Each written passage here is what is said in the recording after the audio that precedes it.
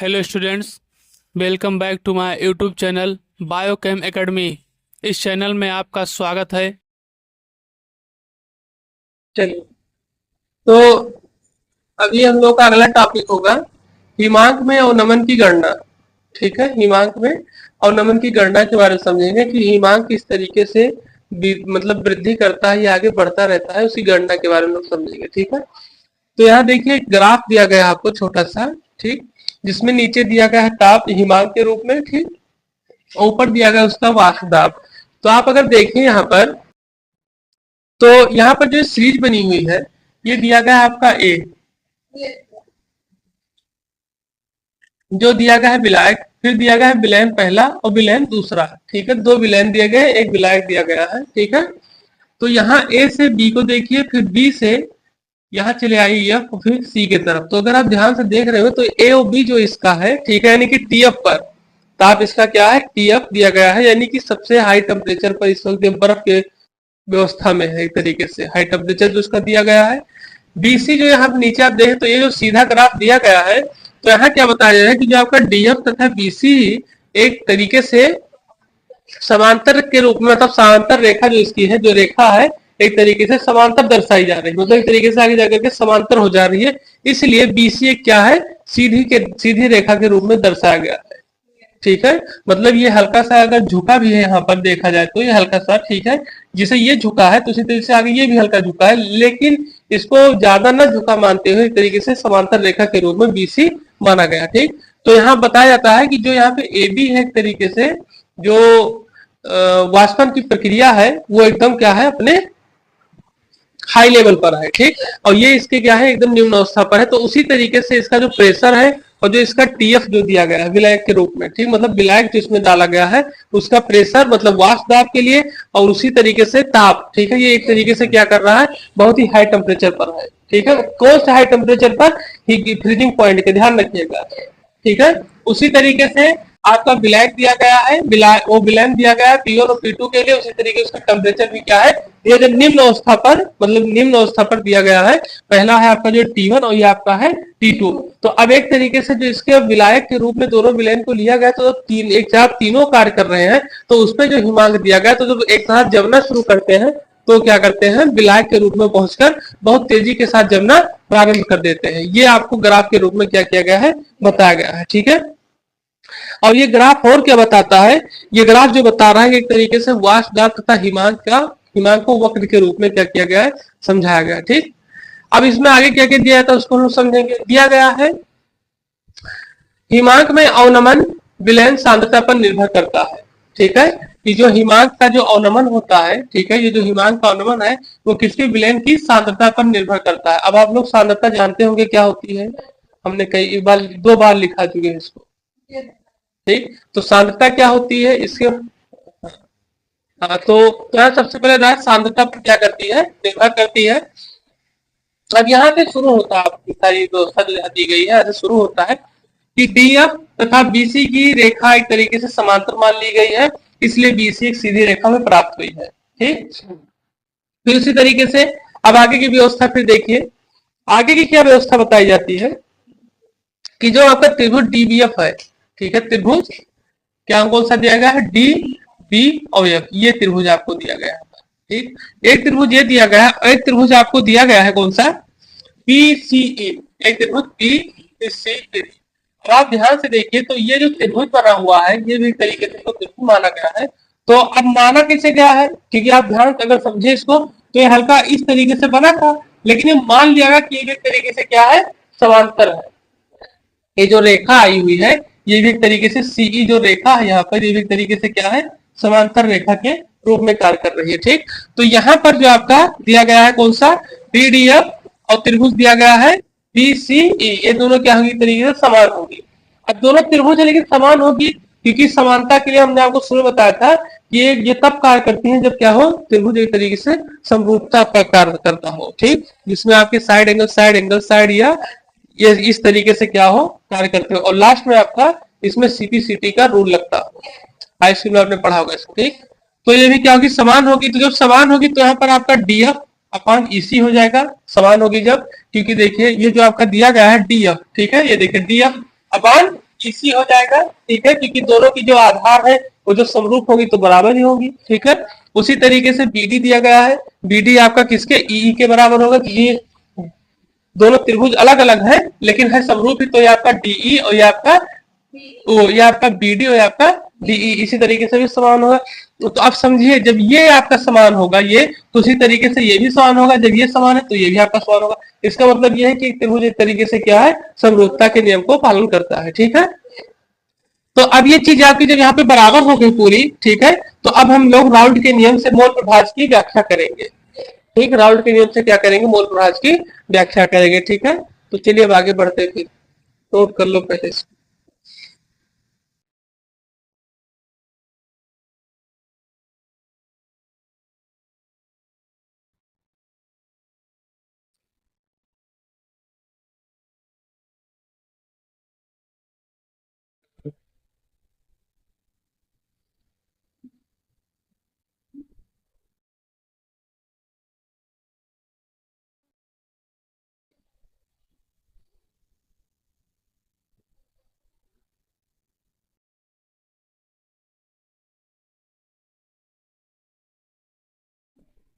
अब सबसे पहली चीज यहाँ दिया गया था, अभी तक हम लोग जो देखे थे वहां पर अगले वाले टॉपिक में, कि राउल्ट के नियम के अनुसार हम लोग क्या करेंगे, मूल प्रभाज को समझेंगे, ठीक है। तो यहाँ देखा जाए मूल प्रभाज जो आपका दिया गया है, इसको निकालने के लिए P minus P S upon P के रूप में रखा गया है वाष्पदाब के लिए। वाष्पदाब के अपेक्षिक अवनमन से इसका क्या किया गया, मूल प्रभाज निकाला गया है, ठीक है।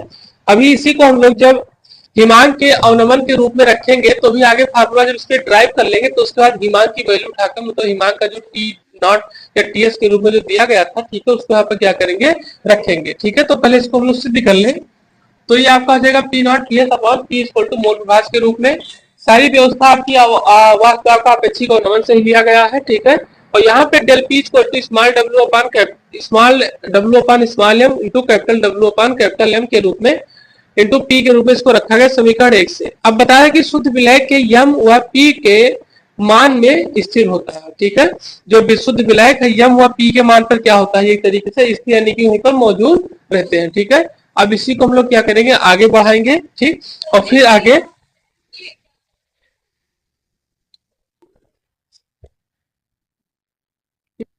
तो लिखो T F equal to T F minus T one, ठीक।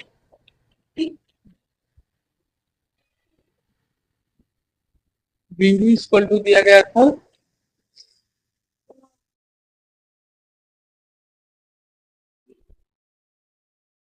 चलो देखो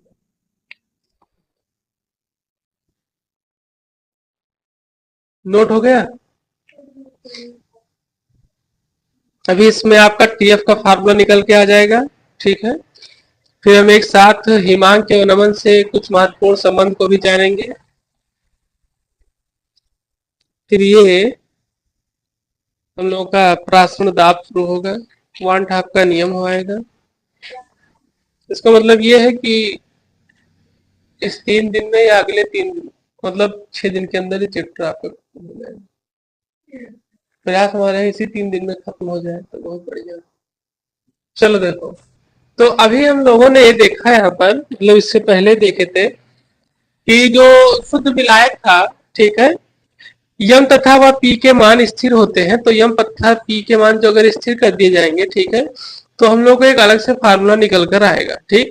और जिसमें हम लोग शुरू में देखे कि जो आपका वहां पे वो बना था फिगर, तो वहां का आपका जो डीएफ था वो टीएफ और टी1 के बीच के माइनस को दर्शाता था, ठीक है। आप लोग अपने उसमें देखिए चित्र, ठीक है। तो उसमें आप देखेंगे जो टीएफ दिया गया है वो तरीके से टीएफ और टी1 के बीच में ही दिया गया, बीच में एक रेखा खींची गई थी। तो दोनों का अगर हम बीच के अंतर को निकालना होगा तो हमें क्या करना पड़ेगा, माइनस करना पड़ेगा।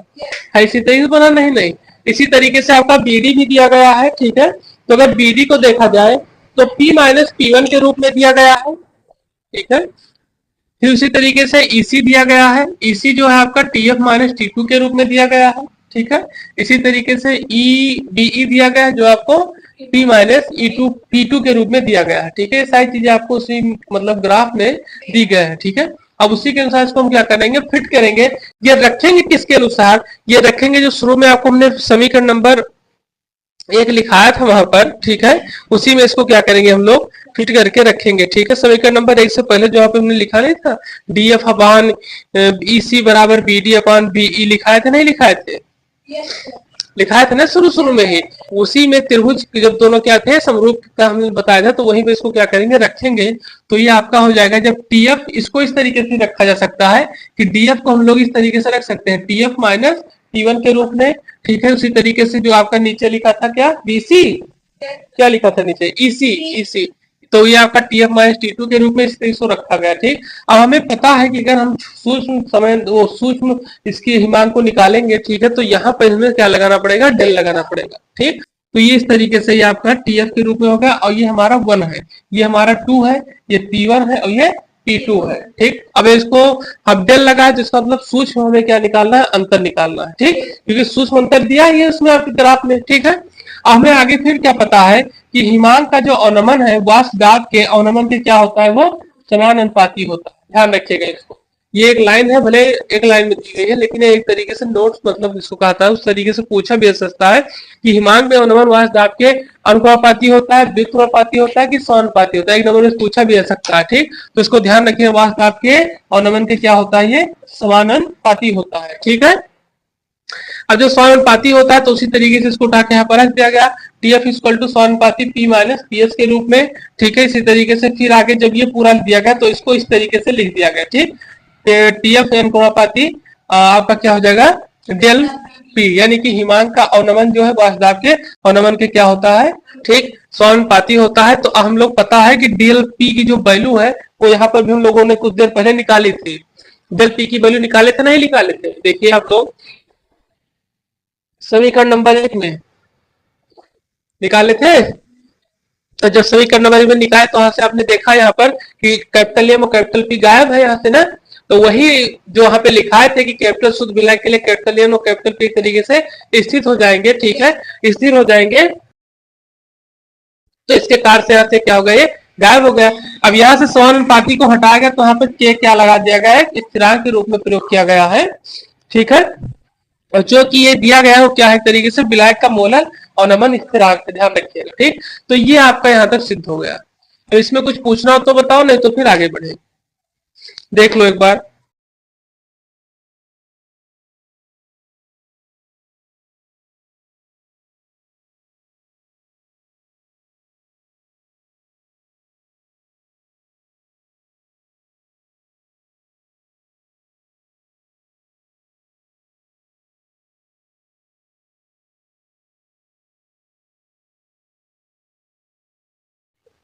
चलो तो इसको हम लोग समझेंगे आगे फिर, ये यहीं से आपका फार्मूला आता है। फार्मूला से क्या आता है कि समीकरण नंबर 3 पे अगर हम लोग स्मॉल डब्ल्यू अपान के स्मॉल एम को 1 ग्राम प्रति अणु के रूप में रखा जाए, ठीक है, और कैपिटल डब्ल्यू को 1000 ग्राम रखा हो, तो अगर रखा जाए या हो, ठीक है, ये हो, तो आपका जो स्थिरांक दिया गया था वो टीएफ के रूप में के अपॉन 1000 दिया जाए, ग्राम के रूप में जो दिया गया है। ठीक है, तो यहाँ पर आपका समीकरण निकल के आएगा टीएफ। ठीक है, टीएफ आप लोग जान रहे हैं हिमांक का, हाँ, अवनमन पढ़ना। तो इस तरीके से आपका 1000 गुणे के F small W upon small M into capital M के रूप में आएगा निकल कर। ठीक है, तो ये फार्मूला आपका हिमांक में अवनमन के रूप में आएगा।